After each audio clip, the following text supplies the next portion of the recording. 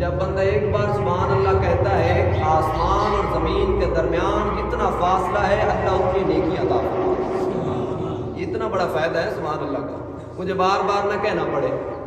بس آپ کی زبان اس ذکر سے تر رہے۔ میں نے بس سبق سنانا ہے کہ پیدائش سے وفات تک گناہوں سے پاک رہنا اور گناہوں سے بچتے رہنا یہ فرشتوں کا کام ہے، اور پھر بتایا کہ ابتدا سے آخر تک گناہوں کی ناپاکی میں مبتلا رہنا اور گناہوں کی دلدل میں رہنا یہ شیطان کا کام ہے۔ اب ہم اپنے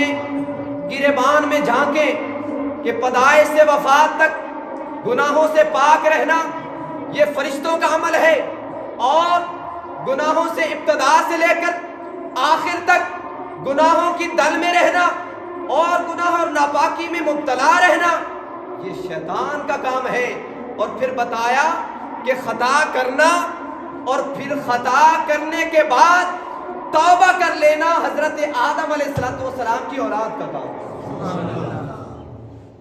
جبر حضور کی کرم نوازی ہے، یہ اللہ کا کتنا بڑا احسان ہے، اس کا کتنا بڑا فضل ہے۔ خطا کرتے ہیں، شکلیں نہیں بدلی، ترتیب بتا دی کہ آپ سچے دل سے میری بارگاہ میں سر مسجود ہو جائیں اور نادم ہو کر اپنی آنکھوں سے آنسو بہا کر میری بارگاہ میں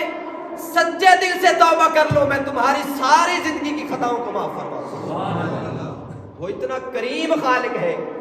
بس اس کی بارگاہ کی طرف آ کر تو دیکھیں، وہ ندا دیتا ہے، آؤ کوئی مانگنے والا ہے کہ میں اسے عمر عطا کر دوں، صحت عطا کر دوں، وہ مالک ہے۔ وہ فرماتا ہے یا ایھا الانسان ما غرک بربک الکریم، اے غافل انسان پلٹ کے آ جا، تیرا رب بڑا کریم ہے، تیرا رب بڑا کریم ہے۔ وہ قرآن میں کہہ رہا ہے کہ اے انسان، اے غافل انسان پلٹ کے آ جا، ابھی بھی وقت ہے،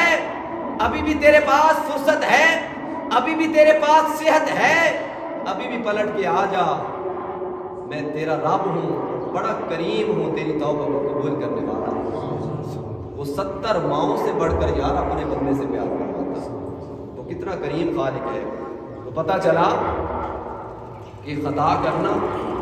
اور پھر خطا کرنے کے بعد توبہ کر لینا حضرت آدم علیہ السلام کی اولاد کا کام